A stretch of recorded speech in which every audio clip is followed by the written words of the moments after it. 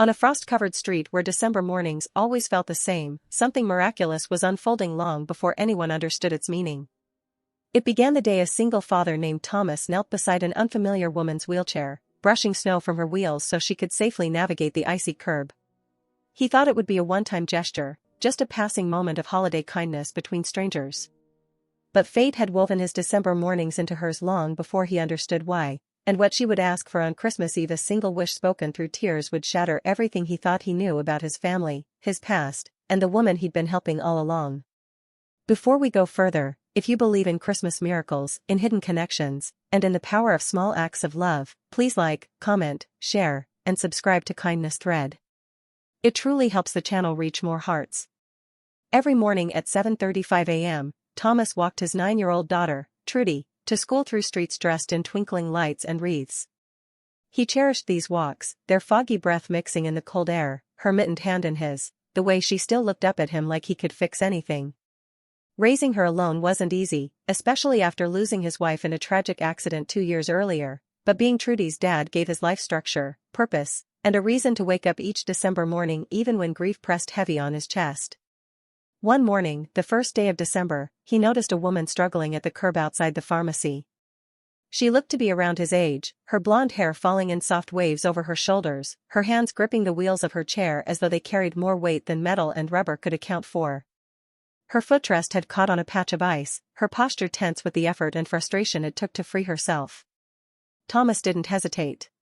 He asked Trudy to wait beside him while he knelt down, carefully dislodged the wheel from the ice, stabilized her chair, and adjusted the brake so it wouldn't slip backward. The woman thanked him softly, and he simply nodded, assuming their paths wouldn't cross again. But December had a way of rewriting expectations, and Thomas had learned long ago that the universe rarely asked permission before changing everything. The morning routine had become sacred to them both.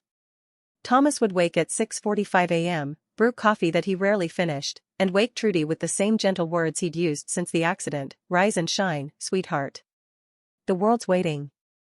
She'd stumble into the kitchen in her mismatched pajamas, hair wild from sleep, and they'd share breakfast in the kind of comfortable silence that only comes from two people who've survived something terrible together.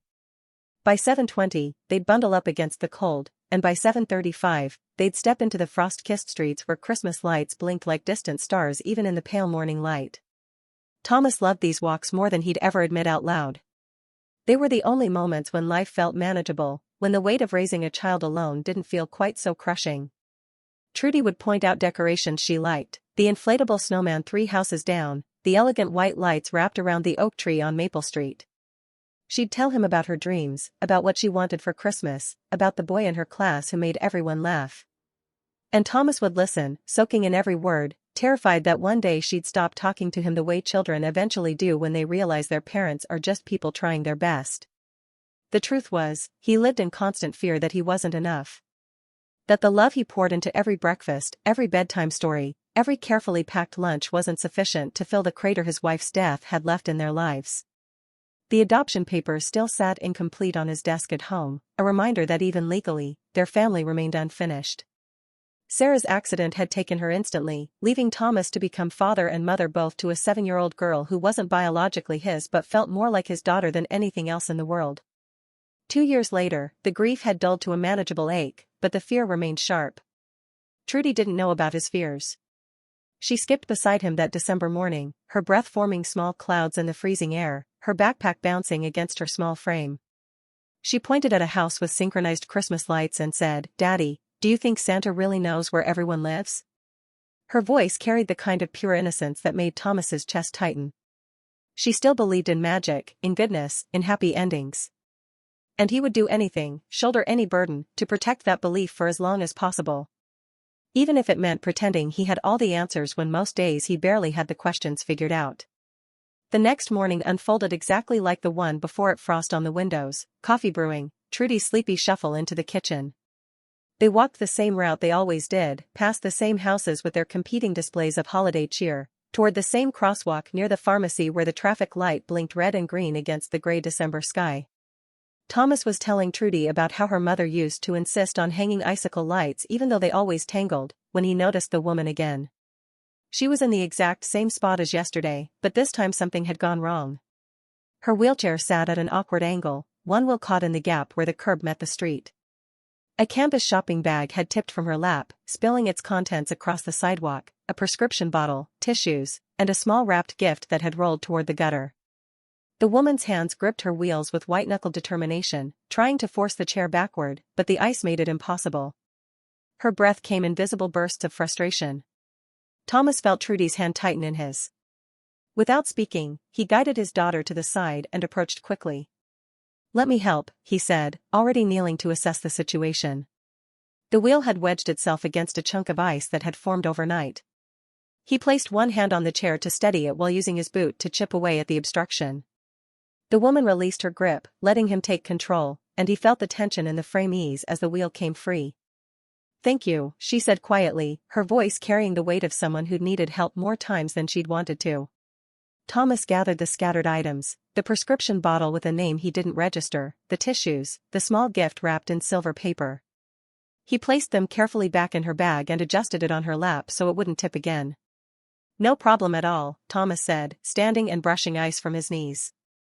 But when he looked up, he found her staring not at him but at Trudy, who stood a few feet away with her backpack and her innocent, curious expression. The woman's eyes held something Thomas couldn't quite name: recognition, maybe, or longing. It lasted only a heartbeat before she blinked and looked away, but it unsettled him in a way he couldn't explain. "Beautiful daughter," the woman said, her voice catching slightly on the words.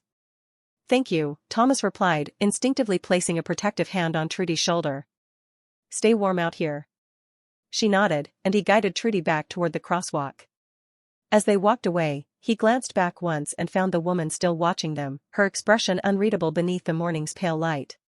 He told himself it was nothing, just a stranger grateful for help, just another moment of seasonal kindness between people who'd likely never cross paths again. December was full of such moments.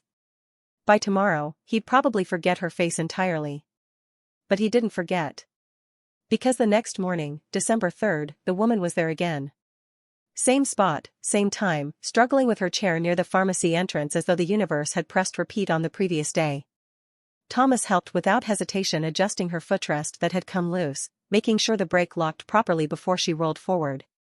She thanked him with that same quiet gratitude, and again her eyes found Trudy with an intensity that made something shift uncomfortably in Thomas's chest.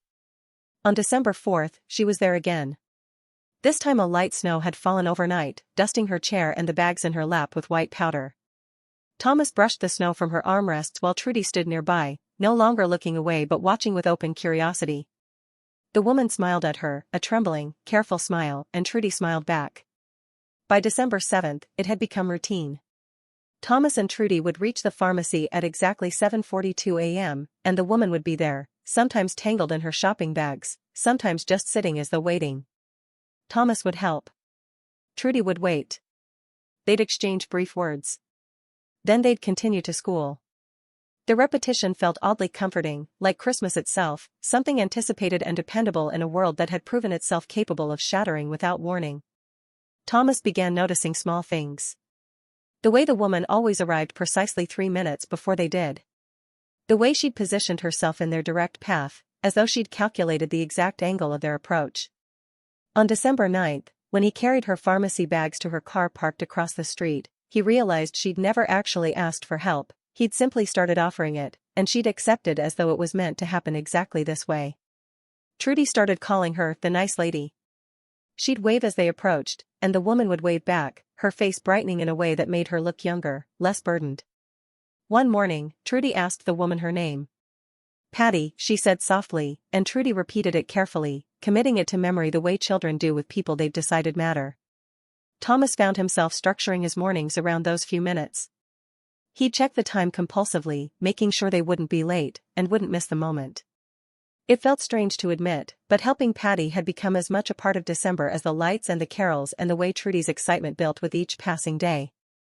He told himself it was simple human decency, the kind of kindness anyone would show, especially during the season when kindness supposedly mattered most. But on December 12th, as he adjusted Patty's brake and she thanked him for the 9th time in 9 days, he caught her watching Trudy with tears she quickly blinked away. And for the first time, Thomas wondered if this daily ritual meant something entirely different to the woman in the wheelchair than it did to him. By mid-December, the town had transformed into something from snow globe wreaths on every door, garland wrapped around streetlights, window displays competing for attention with elaborate nativity scenes and mechanical elves. The air itself seemed different, charged with the particular anticipation that only comes in the final stretch before Christmas. Thomas had started his own preparations, a small tree in their living room, gifts hidden in the hall closet, plans for Christmas dinner that he'd probably overcomplicate. But the mornings remained constant. Every day at 7:42, Patty was there, and every day Thomas helped her while Trudy watched with growing familiarity. What had started as awkward exchanges between strangers had evolved into something warmer, though Thomas couldn't quite name what. On December 14th, as he steadied her chair against a gust of wind, Patty mentioned that purple was a beautiful color for winter. Thomas nodded absently until Trudy gasped. "That's my favorite color." "How did you know?" Patty's smile faltered for just a moment before she recovered. "Lucky guess, sweetheart." 2 days later, Patty asked if Thomas had gotten his usual from the coffee shop yet. He stared at her, confused. "I haven't mentioned," she blinked rapidly. "I just assumed. Most people need coffee this early." But Thomas's regular order was specific, and the coffee shop was 3 blocks in the opposite direction. How would she know he went there at all? The observations accumulated like snow. Patty knew which backpack Trudy preferred, the one with stars, not the plain blue. She mentioned that the adoption process must be stressful this time of year, then looked startled by her own words when Thomas asked how she knew about the adoption. "I just thought with her age, and you being alone, I'm sorry, I shouldn't have assumed."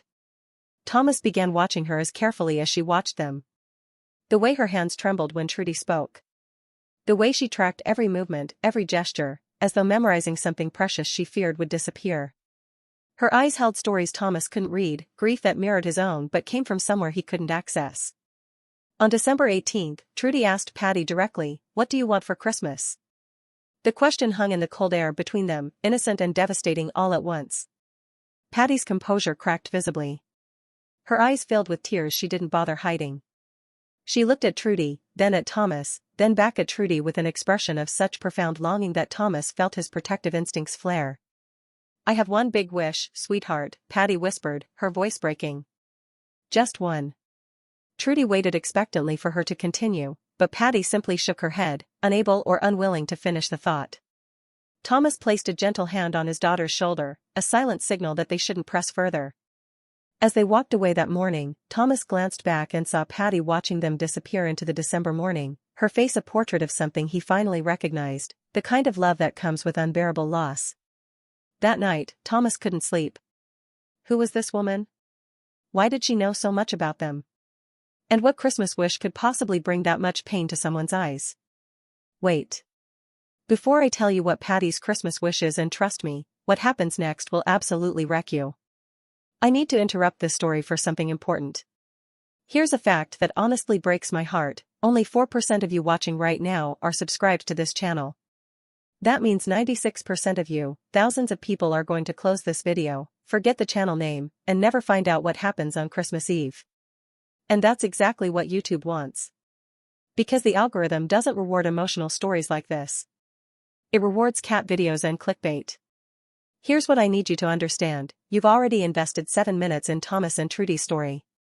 You need to know what Patty's about to reveal. But if you don't subscribe right now, not later, not when the video ends, YouTube will bury this channel so deep you'll spend weeks searching "single dad wheelchair Christmas story" and never find us again. I've seen it happen to thousands of viewers. This is not optional. This is urgent. Hit that subscribe button in the next 5 seconds. It's free. It takes 2 seconds. And here's what you get. Next week I'm releasing a story about a nurse who recognized a patient's tattoo and realized something that changed both their lives forever. But you'll miss it if you're part of the 96%. Don't be part of the 96%. Subscribe now. December 19th brought a shift Thomas felt in his gut before he understood why. The morning started normally with coffee, breakfast, bundling against the cold that had intensified overnight. But as they approached the pharmacy, Thomas noticed a man standing across the street near the bus shelter. Tall, salt and pepper hair, hands tucked into the pockets of a dark wool coat. He wasn't waiting for a bus. He was watching. Thomas helped Patty as usual, clearing ice from her wheel, adjusting the bag that had slipped from her lap. But his attention kept drifting to the man across the street. And then he saw it. Patty glanced up, her eyes finding the man's, and something passed between them. Not a wave, not a gesture, just a look weighted with meaning. The man nodded almost imperceptibly, and Patty's jaw tightened as though steadying herself against something difficult. "Friend of yours?" Thomas asked, keeping his tone light. Patty's gaze snapped back to him. "What?" "Oh. Yes. My husband." She said it too quickly, as though she'd been caught at something. "He worries. I want to make sure I'm okay." The explanation made sense, but it didn't settle the unease spreading through Thomas's chest. If her husband was there, why didn't he help her? Why stand across the street watching like some kind of surveillance? As they walked away, Trudy tugged his sleeve. "Daddy, does that lady have a family for Christmas?" Thomas looked down at his daughter, her face tilted up with genuine concern. "She has a husband, sweetheart. You just saw him. But no kids?" "I don't know." Trudy processed this solemnly. "That's sad. Everyone should have kids at Christmas." That night, after Trudy was asleep, Thomas pulled out the adoption file he'd been avoiding for weeks. The paperwork was nearly complete, but there were still gaps in background checks, home visits, and final approvals. His lawyer had assured him everything was progressing normally, but Thomas knew how fragile normal could be. One concern, one flag, one question from the wrong person, and everything could unravel. He thought about Patty's comment about the adoption process being stressful. How did she know? He'd never mentioned it. And that man, her husband, was watching from a distance like he was gathering information. Were they social workers? Private investigators? People sent to evaluate whether Thomas was fit to raise a child who wasn't biologically his? The paranoia felt ridiculous even as it consumed him. But he'd learned the hard way that the world could take everything in an instant. Sarah's accident had proven that. And now, with Trudy's adoption still incomplete, with strangers who knew too much appearing in their daily routine, Thomas felt the fragile structure of their life threatening to collapse. The next morning, December 20th, the man was there again. Same spot, same watchful stance. Patty avoided Thomas's eyes as he helped her, and when Trudy waved goodbye, Patty's smile looked like it cost her everything to produce. Thomas walked his daughter to school with his hand gripping hers tighter than usual, his mind spinning with questions he didn't know how to ask and answers he wasn't sure he wanted to hear. December 21st arrived with a cold that felt personal, the kind that worked its way through layers of clothing and settled into bones. The sky hung low and gray, threatening snow that hadn't yet decided to fall. Thomas and Trudy made their way through the biting wind, scarves pulled high, breath coming in sharp white bursts. Patty was crying. Not the quiet, dignified tears that adults try to hide, but the kind that shook her shoulders and made her hands tremble against the wheels of her chair. She didn't notice them approaching at first, too lost in whatever grief had finally broken through her careful composure. When she looked up and saw them standing there, she tried desperately to compose herself, swiping at her face with the back of her hand. Thomas crouched beside her chair, instinctively blocking Trudy's view. "Are you okay?" It was a useless question, clearly she wasn't, but he didn't know what else to say. "I'm fine. Sorry. It's just," her voice cracked. "It's a hard time of year." He understood that. Christmas carried its own special kind of grief for people who'd lost someone. But something told him this was different. He glanced back at Trudy, who was watching with worried eyes, then back to Patty. "Why do you watch us like that?" The question came out gentler than he'd intended, not an accusation but a plea for understanding. "Every morning. The way you look at my daughter. At me. Like he struggled for the word. Like you're trying to memorize us." Patty's face crumbled. Fresh tears spilled over, and for a long moment she couldn't speak. When she finally did, her voice was barely above a whisper. "You remind me of someone I lost." She looked at Trudy, then quickly away as though the sight caused physical pain. "Both of you. You remind me of people who were everything to me." Thomas felt something shift in his chest. "I'm sorry," he said, and meant it completely. "It's not your fault." Patty tried to move her chair, to put distance between herself and the conversation, but the wheel caught on a ridge of ice. The chair lurched sideways, and Thomas grabbed it instinctively, his hands covering hers on the cold metal. They stayed like that for a heartbeat, her hands trapped beneath his, both of them holding the chair steady, both of them holding something larger than the moment itself. I should tell you, Patty started, her eyes meeting him with desperate urgency. I should, but then her gaze shifted to Trudy, innocent and patient in her winter coat, and whatever truth had been rising to the surface sank back down. I should let you get her to school. It's too cold to stand here. Thomas released her hand slowly. He wanted to push, to demand answers to questions he couldn't fully articulate. But something in her expression, raw and pleading and terrified, stopped him. Instead, he steadied her chair, checked her brake, and made sure the ice was cleared from her path. 1 week until Christmas, he said quietly. Patty nodded, unable to speak. As they walked away, Thomas didn't look back. But he knew without checking that she was watching them, and that whatever truth she carried was destroying her one morning at a time. Christmas Eve morning arrived wrapped in the kind of magic that only comes once a year, fresh snow blanketing everything in white, icicles catching the early light like crystals, the whole town holding its breath in anticipation of the night ahead. Every house glowed with lights, every window framed with wreaths, and the air itself seemed softer, kinder, full of promise. Thomas and Trudy walked through this transformed world bundled in their warmest coats, Trudy chattering excitedly about Santa and presents and whether reindeer really could fly. Her joy was infectious, and for the first time in days, Thomas felt the knot in his chest loosen slightly. Christmas is tomorrow. Whatever strangeness had marked these December mornings, surely it would end with the season. But when they reached the pharmacy, Patty looked different. Determined. Terrified. Her hands gripped the arms of her wheelchair with white-knuckled intensity, and when she saw them approaching, she straightened as though preparing for something she'd rehearsed 1,000 times but still wasn't ready to face. Thomas, she said before he could offer his usual greeting. Can I wait a moment?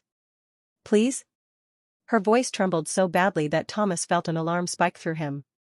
He glanced at Trudy, then back at Patty. Of course. What's wrong? Patty closed her eyes briefly, gathering courage from somewhere deep. When she opened them, tears already lined her lashes. Can I make one Christmas wish? Will you hear me out? All the way through, even if her voice broke. Even if it doesn't make sense at first? Thomas's heart began to pound. He nodded slowly, unable to speak. I'm not a stranger, Thomas. The words came out rushed, desperate. I know you think I am, but I'm not. I've been God, I've been so scared to tell you, so afraid you'd. She pressed a hand to her mouth, trying to steady herself. Your wife. Sarah. She said the name like a prayer, like something sacred. Sarah was my sister. The world stopped. Thomas heard the words, understood each one individually, but together they made no sense. Sarah's sister? Sarah's family had been they'd been estranged, distant, he'd barely known. I know this sounds impossible, Patty continued, her words tumbling over each other now. But please, let me show you. With shaking hands, she reached into her purse and pulled out a photograph, worn at the edges from being handled too many times. She held it up, and Thomas's vision blurred as he recognized the woman in the picture. Sarah. Young, maybe 25, standing beside someone who could only be Patty, same nose, same smile, arms wrapped around each other in front of a Christmas tree. Sisters. Unmistakably, undeniably sisters. Thomas couldn't breathe. I couldn't think. His legs felt unsteady beneath him. He looked from the photo to Patty's face and saw Sarah in the curve of her cheek, the shape of her eyes, features he should have recognized but had been too focused on daily kindness to see. That's Mommy, Trudy whispered beside him, her small voice cutting through his shock. Daddy, that's Mommy. I need to pause right here because something incredible just happened and I need to talk about what's happening with this video right now. You've just watched 10 minutes of the most emotional Christmas story I've ever told. You've met Thomas, you've fallen in love with Trudy, you've felt Patty's pain. And now you know the truth, she's been watching her dead sister's daughter for 2 years, carrying guilt from the same accident that killed Sarah. But here's what's wild, 89% of you still haven't subscribed. You're emotionally invested in this family, you're crying with them, but you haven't clicked one button to support the channel that brings you these stories. I spend 40 hours researching and writing each story. I don't ask for money. I don't ask you to buy anything. Just subscribe. Because without subscribers, YouTube kills this channel, and next month when you want another story that makes you feel something real, we won't be here. Here's what you're about to miss, the Christmas morning reunion scene that will absolutely destroy you in the best way. Plus, I've already filmed next week's story about a wedding photographer who discovered something in the background of a photo that stopped a marriage 20 minutes before the ceremony. But you'll never see it if you don't subscribe right now. Be part of the 11% who actually support what they love. Subscribe. Do it before we continue to Christmas morning. I'm serious. Do it now. Patty's tears fell freely now, no longer hidden or apologized for. The accident, she whispered, and Thomas felt ice flood his veins. 2 years ago. I was in the car with her. We were driving to see our mother for her birthday, and the roads were icy, and Sarah was telling me about Trudy, about how much she loved being a mom, and then her voice shattered. Then everything went black, and when I woke up 3 days later, Sarah was gone and I couldn't feel my legs and they told me my sister was dead. Thomas staggered backward, his mind trying to process what she was saying. The accident.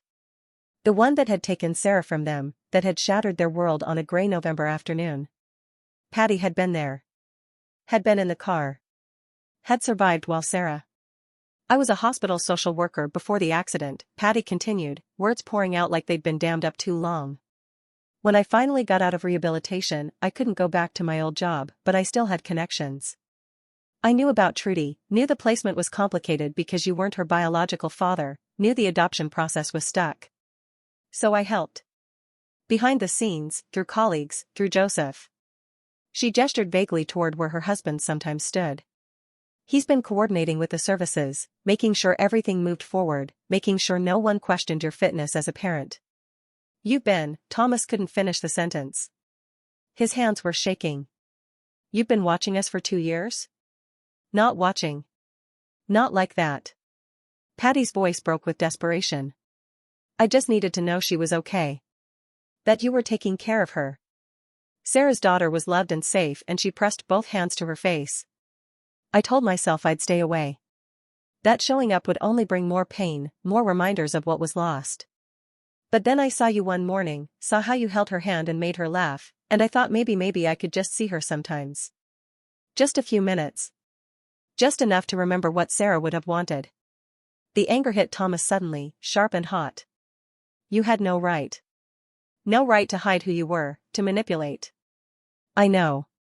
Patty's voice was barely audible. I know, and I'm so sorry. I was a coward. I survived when Sarah didn't, and the guilt she looked at Trudy, who stood frozen beside Thomas, her young face struggling to understand. I just wanted to be near the last piece of my sister I had left. Thomas felt his rage crumbling into something more complicated. He looked at this broken woman who'd carried such impossible grief, who'd been paralyzed by the same accident that had orphaned his daughter, who'd spent 2 years watching from the shadows because she was too afraid to step into the light. My Christmas wish, Patty whispered, looking directly at Trudy now. The only thing I want is to be part of your life. Not to replace anyone or take anything, just to let me be Aunt Patty.